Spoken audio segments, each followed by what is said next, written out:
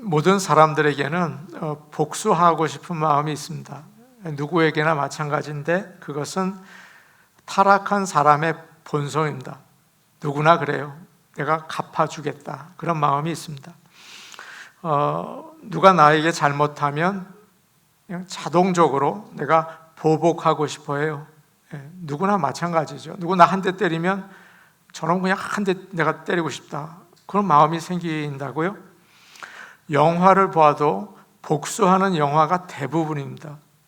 중국 무술 영화 보셨어요?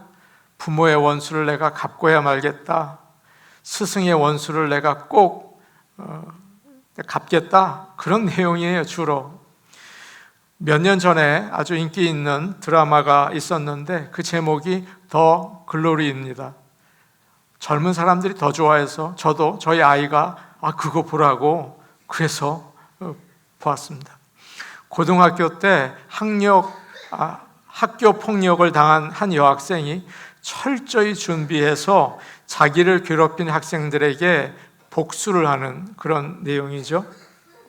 사람들은 그것을 보면서 대리 만족을 느꼈어요. 야, 통쾌하다, 재밌다, 그랬습니다. 글래디에이터라는 영화가 있습니다.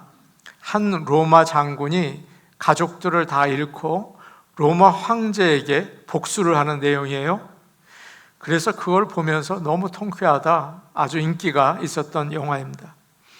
그런데 복수를 하면 어떻습니까? 상대방 마음에 미움을 부추겨서 다시 복수가 이어지죠. 오늘 말씀을 보면 삼손과 블레셋 사람들 사이에 계속 복수하고 참았다가 또 복수하고 끊임없이 이어지는 것을 보게 됩니다. 복수의 사이클이라고 할 수 있죠. 오늘 말씀을 통해서 우리도 똑같은 경험을 하면서 여러분 사시잖아요. 야, 저 사람이 나에게 저 말을 해? 기다려봐라, 내가 아주 되갚아주겠다. 우리 마음에 계속 그러잖아요. 계속 어두워지잖아요. 여러분 어떻게 해야 될까요? 오늘 말씀을 통해서 어떻게 이것을 끊어낼 수 있는지, 어떻게 복수하고 싶은 유혹을 이기고 하나님 나라를 만들어 나갈 수 있는지, 은혜와 복을 받는 가정을 만들 수 있는지 오늘 말씀을 통해서 우리가 은혜 받을 수 있기를 원합니다. 아멘. 14장에서 어떤 일이 일어났습니까? 삼손이 아주 아름다운 블레셋 여인과 결혼을 하게 됩니다. 결혼 잔치 중에 온 사람들에게 수수께끼를 내죠. 그런데 블레셋 사람들이 도무지 풀 수 없는 거예요. 그래서 삼손의 아내를 협박합니다. 너 알려주지 않으면 너와 내 집을, 네 아버지 집을 불태워 버리겠다, 그렇게 얘기를 해요. 아내는 두려워서 삼손에게 답을 알아내서 알려줍니다. 삼손이 내기에서 진 거죠. 다른 도시에 가서 블레셋 사람들 30명을 죽이고 그들의 옷을 가지고 왔어요. 수수께끼를 맞춘 자들에게 나누어 주었습니다. 얼마나 열이 받았는지 결혼식 끝나기도 전에 다 놔두고 자기 아버지 집으로 돌아갔습니다. 오늘 말씀 1절 말씀 우리 같이 한번 보겠습니다. 1절 말씀입니다. 함께 보십니다. 시작. 얼마 후 밀 거둘 때에 삼손이 염소 새끼를 가지고 그의 아내에게로 찾아가서 이르되 내가 방에 들어가 내 아내를 보고자 하노라 하니 장인이 들어오지 못하게 하고, 시간이 얼마 지난 다음에 삼손의 마음이 가라앉았어요. 그래서 다시 딥나로 갑니다. 아내에게 돌아가서 결혼 생활을 계속해야겠다. 아내를 여전히 사랑한 거예요. 화해의 선물로 뭐를 가지고 갔습니까? 염소 새끼를 하나 가지고 갑니다. 처갓집에 가서 장인에게 이제 아내의 방으로 들어가겠다고 이 얘기를 하니까 장인이 막아요. 그러더니 하는 말이 나는 자네가 내 딸을 미워하는 줄 알았네. 그래서 잔치에 온 자네 친구 중에 한 사람에게 아내로 주었네. 그렇게 얘기를 했습니다. 장인은 삼손이 결혼식에서 화를 내고 집에 간 것을 보고 내 딸 이제 다시는 안 보겠구나, 떠났구나, 돌아오지 않겠구나, 이 결혼은 깨졌다라고 생각을 했어요. 그래서 아버지로서 여러분 어떻습니까? 딸이 결혼해야 되잖아요. 그러니까 다른 사람에게 시집을 보낸 것입니다. 그런데 삼손의 마음은 확인도 하지 않았어요. 이게 큰 잘못한 거죠. 얼마나 삼손이 화가 났을까요? 삼손이 장인의 이야기를 듣는데 얼굴색이 싹 변하는 거예요. 눈이 붉어지는 거예요. 장인이 그걸 보고 딱 알았죠. 이거 큰일 났구나. 그래서 당황해서 얼른 다른 제안을 하나를 합니다. 그 딸 대신에 동생을 자네에게 주겠네. 그 아이가 언니보다 더 예뻐. 그러니 그 아이 데리고 가게 라는 제안을 하는 거죠. 장인은 삼손이 어떤 사람인지를 알았습니다. 삼손은 자기의 눈에 좋은 대로 따라가는 사람이에요. 14장 앞을 보면 보기 좋은 대로 아름다운 것을 따라가는 삼손의 모습을 알 수가 있습니다. 그래서 하나님의 말씀을 어기면서까지 예쁜 블레셋 여인과 결혼을 한 거죠. 장인은 삼손이 이런 제안을 좋아할 거라고 생각했습니다. 그래서 얘기를 하죠. 그 딸이 더 예뻐 라고 얘기를 합니다. 맞습니다. 처음에 삼손이 아내에게 반한 것은 그녀의 외모 때문이었죠. 아름다운 얼굴, 멋진 몸매, 밝은 표정, 또 매력적인 눈동자, 너무너무 좋아요. 그래서 하나님은 믿음의 공동체 안에서 배우자를 찾으라고 얘기를 했지만 그 말이 들리지 않았어요. 그녀가 하나님을 믿지 않고 다른 신을 섬긴다는 것도 그렇게 심각하게 생각하지 않았습니다. 살다 보면 예수 믿겠지, 그저 전도하면 되지, 그냥 같이 살자, 그렇게 생각한 거예요. 삼손은 한눈에 반한 아가씨와 결혼하면 일생이 행복할 줄 알았어요. 여기에 아름다움의 그 유혹이 있는 것입니다. 그러나 그 꿈은 결혼 잔치가 끝나기도 전에 산산이 부서졌어요. 그 예쁜 아내가, 한눈에 반한 아내가 자기 배신하고 동네 청년들과 짝짝꿍이 맞아서 자기를 실패하게 만들었죠.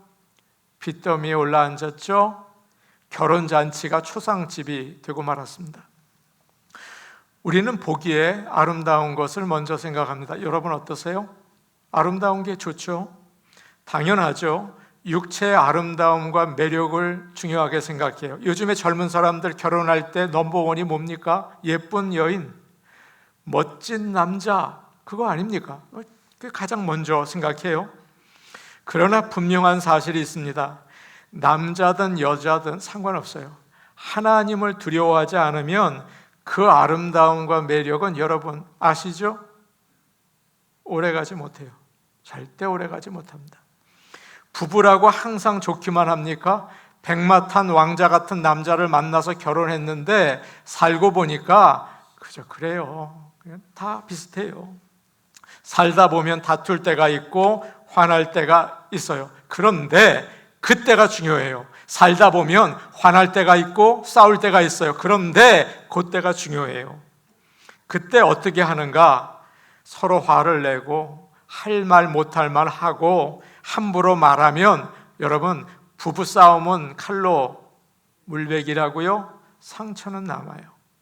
온갖 상처가 남아있어서 견디기가 어려워요. 나이가 들면 그것이 전부 다 신경통이 되고 아픔이 돼서 보기만 해도 끔찍해요. 말 조심하셔야겠죠? 행동 조심해야 돼요.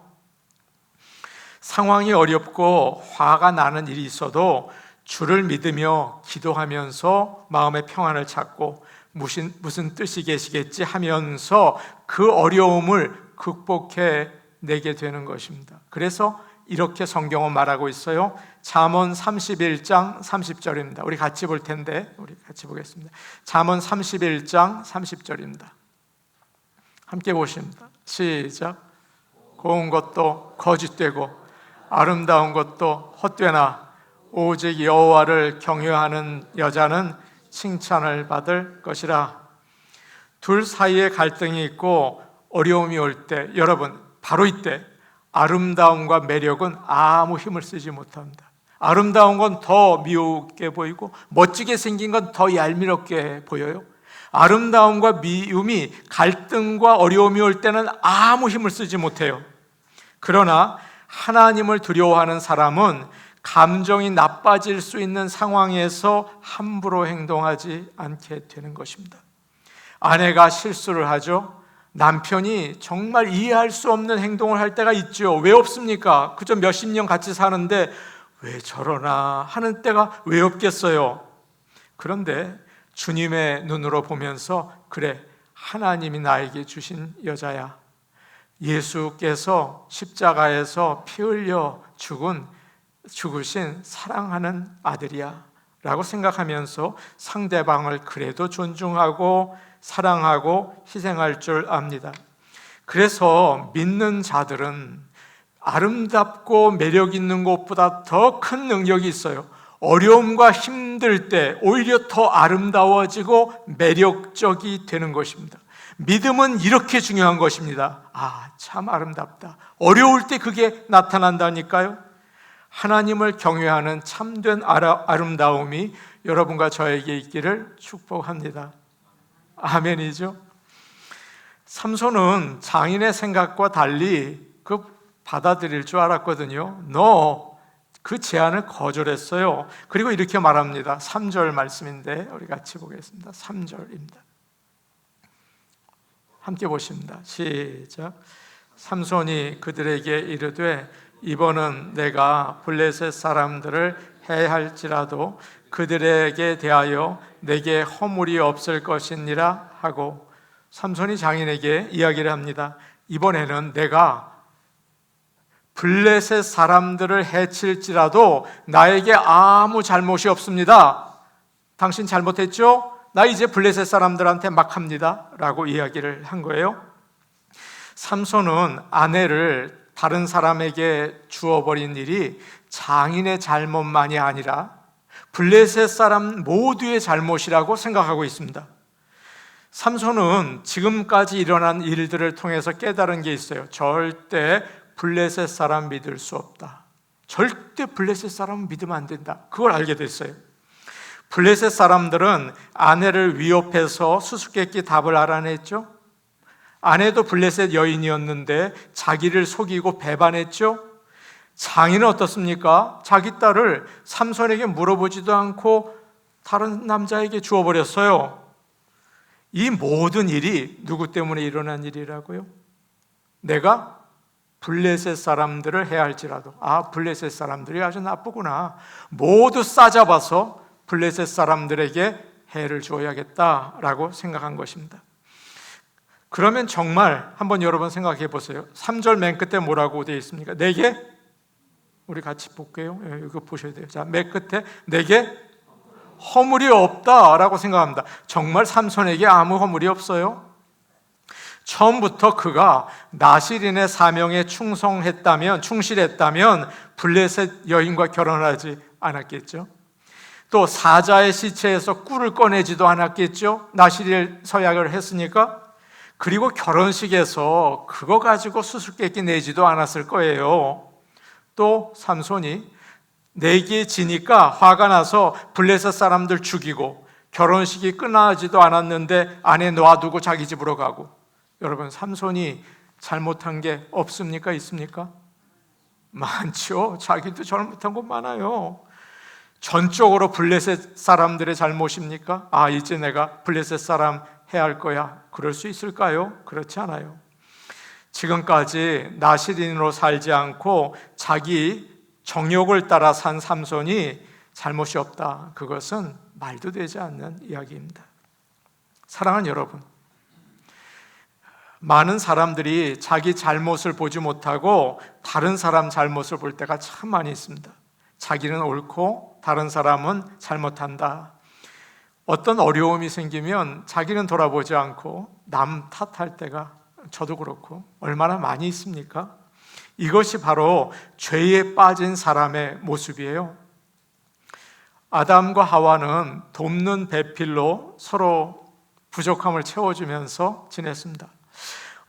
그런데 뱀의 유혹에 빠져서 하나님께서 먹지 말라고 하신 선악과를 따먹는 죄를 짓게 되었습니다. 어떻게 되었습니까? 선악과를 따먹는 죄를 졌어요. 어떻게 되었습니까? 자기의 잘못을 보지 못하고 다른 사람의 잘못을 보게 되었어요. 하나님이 아담에게 왜 내가 먹지 말라고 한 선악과를 따먹었느냐라고 물으셨어요. 뭐라고 대답했습니까?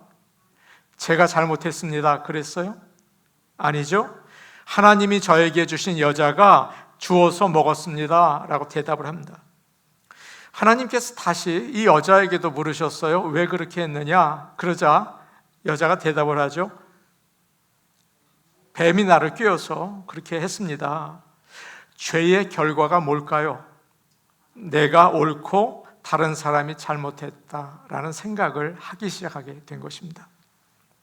그러나 하나님을 믿는 사람은 다르죠. 사람은 누구나 죄인이기 때문에 잘못을 해요. 그러나 예수님은 그런 때라도 먼저 자신의 잘못을 먼저 생각해 보라 라고 이야기하십니다. 오늘 우리에게 얘기하고 있어요. 저 사람도 잘못하고 나도 잘못했어요. 그럴 때일수록 먼저 나를 생각해 보라 라고 주님은 말씀하십니다. 마태복음 7장 3절에서 5절 우리 같이 보겠습니다. 마태복음 7장 3절에서 5절입니다.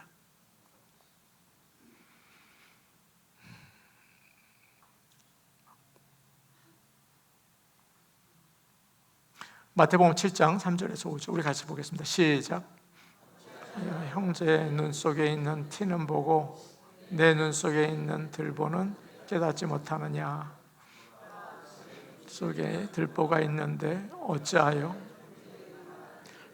나로 내 눈 속에 있는 티를 빼라 하겠느냐. 한 절 더.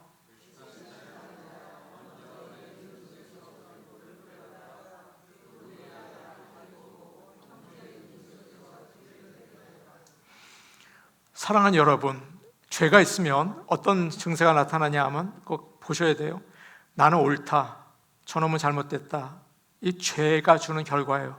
똑같이 죄를 졌어요. 저 사람도 그렇고 나도 그렇고. 성령이 충만하면 그럴 때라도 먼저 자신의 잘못을 먼저 보라라고 주님께서 말씀하십니다.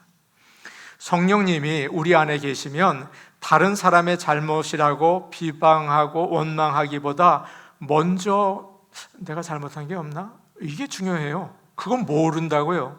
그러면 세상 사람과 똑같은 거죠. 여러분 왜 예수 믿으세요? 보라는 거 아니에요. 누구를? 나를. 성경 말씀 묵상하죠? 뭐 묵상하세요? 나를 위하여입니다. 저 사람 위하여가 아닌 거예요. 그래서 죄의 증거는 자꾸 저 사람 잘못 그거 보는 거예요. 다윗 왕이 밧세바와 간음한 다음에 하나님께서 나단 선지자를 보내셨습니다. 나단은 얘기를 쭉 한 다음에 바로 당신입니다 라고 정확하게 지적을 해요. 다윗은 모든 힘을 가진 사람이고 그 당시에 모든 사람들이 다윗을 따랐습니다. 왕에게 죄를 지적하는 일은 참 위험한 일이죠. 감히 누구에게 이래라 저래라야 라고 하면서 죽일 수도 있어요. 뿐만 아니라 이렇게 얘기할 수도 있을 것 같아요. 밧세바 참 이상한 여인이다. 어떻게 여자가 사람들 보는 데서 목욕을 하고 있어? 그리고 나에게 저는 남편이 있는 여자입니다. 한마디만 해도 내가 가까이 접근하지 않지 라고 다윗이 이야기할 수도 있어요. 그 여자 문제야, 그 여자 잘못이야 라고 책임을 넘길 수도 있어요. 그러나 다윗은 그렇지 않아요. 하나님 앞에 엎드려서 자신의 잘못을 인정하고 회개합니다. 참 중요하죠. 주님, 내 죄를 인정합니다. 내가 주께 죄를 지었습니다. 시편 51편 말씀 아니에요? 그 유명한 시편 아니에요? 자기의 죄를 본 거죠. 예수님을 믿고 거듭난 사람은 다릅니다. 자신을 돌아볼 수 있는 은혜가 임해요. 성령님은 우리의 죄를 보고 하나님의 의를 볼 수 있게 만들어 주시거든요. 그래서 성령이 역사한다? 나를 보는 거죠. 나를 볼 줄 아는 거예요. 남이 잘못했다, 나는 옳다 하지 않아요. 사랑하는 여러분, 사순절이 시작됐습니다. 주님의 십자가가 뭡니까? 나의 죄를 보고 내가 죽고 주 안에서 다시 살아나는 거예요. 이런 역사가, 우리가 사순절 릴레이 기도를 왜 합니까? 여러분, 똑같이 내 소원만 구하려고 릴레이 기도를 해요? 그러면 사순절 때 왜 합니까? 그냥 평소 때 하시죠? 사순절의 기도는 내 자신의 죄를 돌아보고 하나님 앞에 나는 죽고 예수로 사는 것입니다. 스스로의 죄를 돌아보고 내 자신을 돌아볼 수 있는 사순절이 될 수 있기를 축복합니다. 아멘. 4절과 5절 말씀 우리 같이 보겠습니다. 4절과 5절 말씀입니다. 함께 오십니다. 시작. 삼손이 가서 여우 300마리를 붙들어서 그 꼬리와 꼬리를 메고 회를 가지고 그 두 꼬리 사이에 한 회를 달고 회에 불을 붙이고 그것을 블레셋 사람들의 곡식밭으로 몰아들여서 곡식단과 아직 배지 아니한 곡식과 포도원과 감람나무들을 사른지라. 드디어 삼손의 복수가 시작이 됐어요. 그는 여우 몇 마리? 300마리를 잡아서 꼬리와 꼴을 묶었어요. 그리고 그 사이에 횃불을 꽂아서 블레셋 사람들의 밭에 풀어놓았습니다.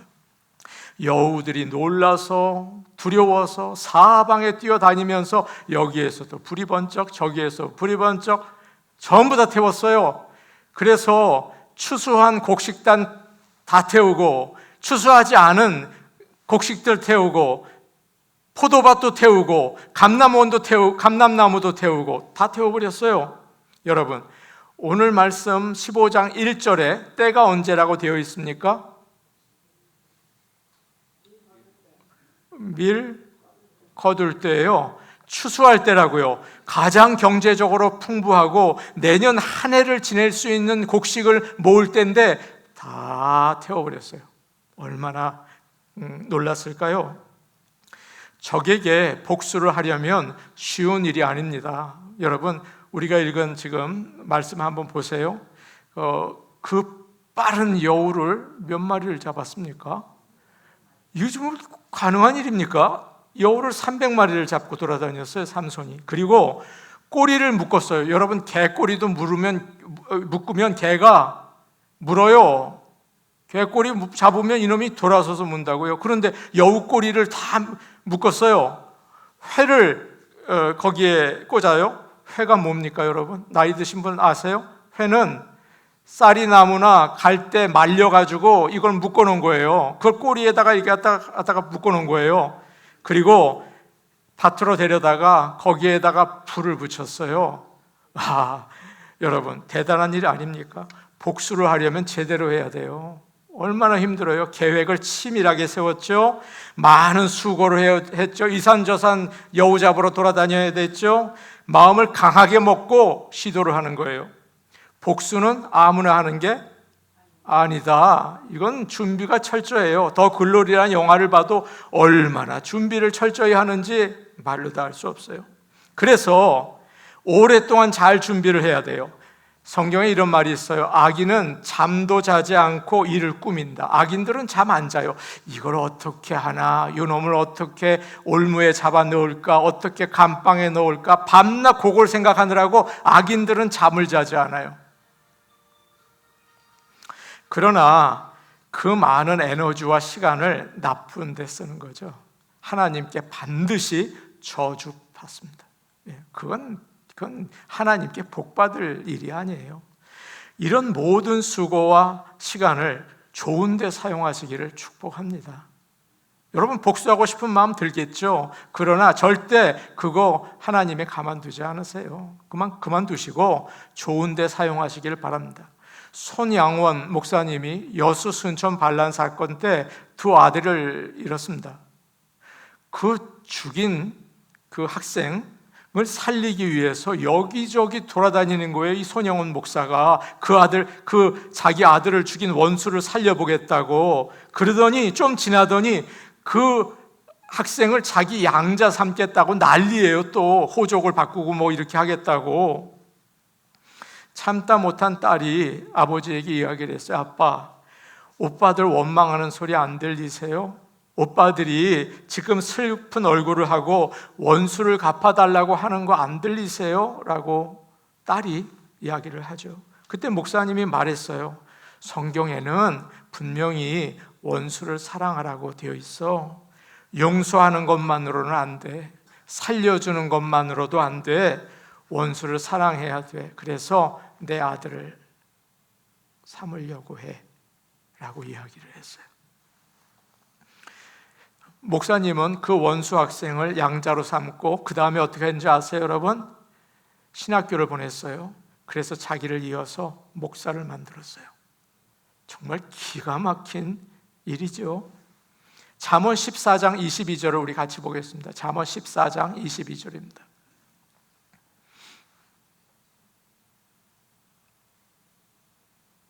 우리 같이 봅니다. 시작. 우리 같이 한번 크게 한번 읽어볼게요. 시작. 악을 도모하는 자는 잘못 가는 것이 아니냐. 선을 도모하는 자에게는 인자와 진리가 있으리라. 자꾸 다른 사람 해치려는 나쁜 마음을 품는 것은 잘못됐습니다. 다른 사람에게 잘해주려는 마음 품으세요. 다른 사람에게 잘해주려. 저 어떡하지? 내가 어떻게 도와주지? 어떻게 기도해주지? 그럴 때 하나님께서는 은혜를 베푸시고 여러분에게 은혜를 주실 거예요. 여러분이 어떤 조건이 안 돼도 은혜를 베푸실 거예요. 그리고 진리, 하나님이 함께 하실 거예요. 여러분 그것을 기억하시고 복받아야지, 기도해야지, 그것으로 해결되는 게 아니에요. 그렇게 간단한 게 아니에요. 우리의 마음과 우리의 생각이 주님께 가 있어야 할 줄로 믿습니다. 삼손이 복수를 했어요. 이제 정말 통쾌해요. 그러면 모든 일이 해결되었습니까? 아니에요. 이제부터 시작이에요. 복수의 사이클이 이제부터 시작이에요. 블레셋 사람들이 화가 나서 누가 했냐? 삼손이 했다는 거예요. 삼손의 장인이 그 딸을 다른 남자에게 주어버렸다는 거예요. 그래서 블레셋 사람들은 이제 모두 딥나로 가서 그의 아내와 삼손의 아내와 장인을 불태워 죽이게 됩니다. 6절 말씀인가요? 한번 6절 보여주시겠어요? 우리 같이 볼게요. 시작. 블레셋 사람들이 이르되 누가 이 일을 행하였느냐 하니 사람들이 대답하되 딥나 사람의 사위 삼손이니 장인이 삼손의 아내를 빼앗아 그의 친구에게 준 까닭이라 하였더라. 블레셋 사람들이 올라가서 그 여인과 그의 아버지를 불사르니라. 블레셋 사람들이 복수를 당하니까, 블레셋 사람들에게 복수를 당하니까 다혈질인 삼손이 가만히 있을 리가 없죠. 너희 나 잘못 건드렸어. 잠자는 사자의 코털을 건드렸어. 너 두고 봐. 이제 내가 갚아줄 거야. 삼손이 이러지 않았을까요? 다혈질이잖아요. 그렇게 했어요. 그는 그 다음에 블레셋 사람들을 닥치는 대로 죽입니다. 많은 사람들을 죽였어요. 그 다음 절 7절을 보면 이런 표현이 나와 있죠. 8절. 블레셋 사람들의 정강이와 넓적다리를 쳐 죽였다. 이것은 이디엄이에요. 표현이에요.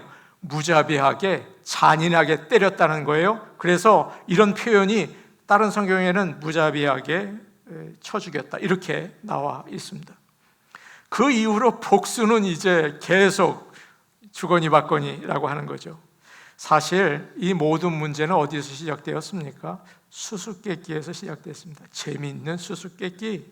그런데 협박하게 되고 속이고 사람 죽이고 점점 커지게 되죠. 여러분, 문제 커지지 않게 하세요. 작지 않습니다. 작은 문제 같지만 커져요. 평화를 이루어야 합니다. 물리학 중에 우리가 살아가는 세상의 원리 중에 작용과 반작용의 법칙이 있습니다.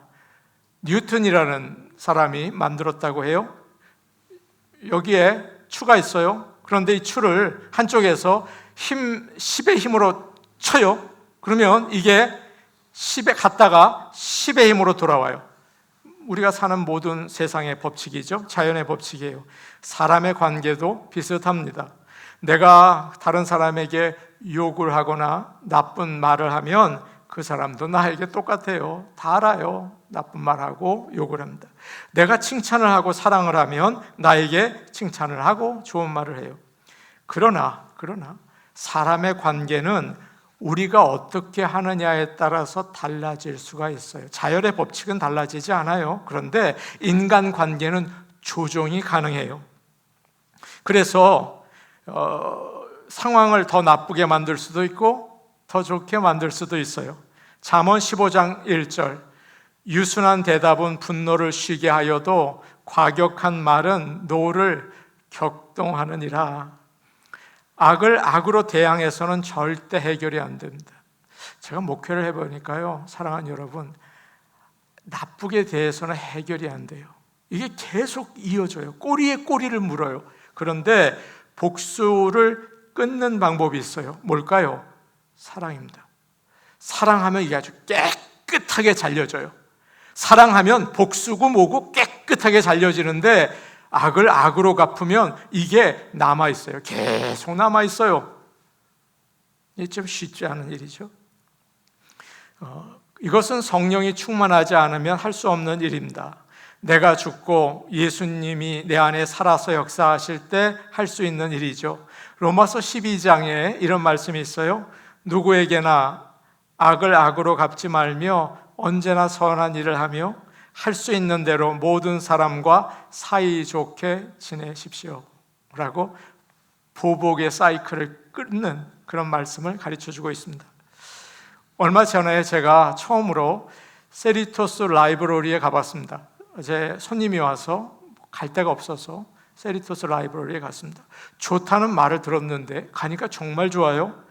사람들이 편안하게 책을 읽을 수도 있고 쉴 수도 있었습니다. 1층에 어린 아이들 공간이 있더라고요. 세리토스 라이브러리에 들어가 봤어요. 공룡 모양도 있고 등대도 만들어 놓고 뭐 그랬어요. 그런데 아이들 섹션에 갔더니 여러분, 바닥이요 푹신푹신해요.